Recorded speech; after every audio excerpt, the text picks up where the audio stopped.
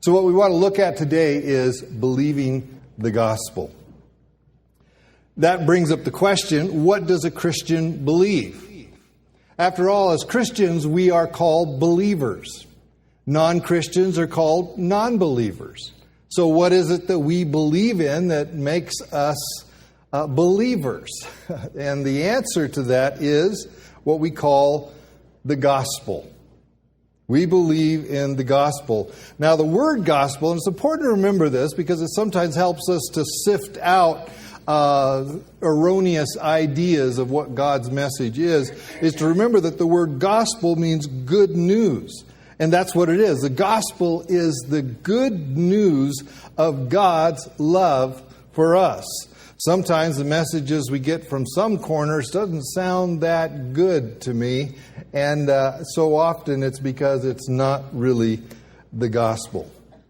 So then the question, of course, is what is the gospel?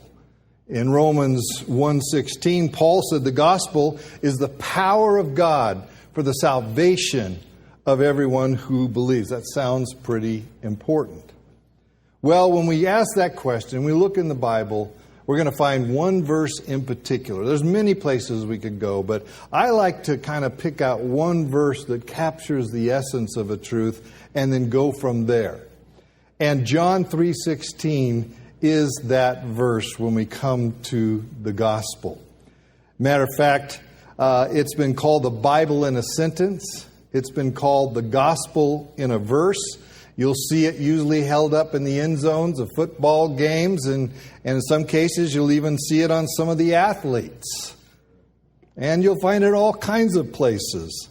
John 3:16 is pervasive. Matter of fact, this verse of the Bible, it's John chapter 3, verse 16, has been translated, I believe it's been translated into every known written language on the planet. So then, of course, the question is, what is John 3:16? It's so familiar that many of us have it memorized without realizing it.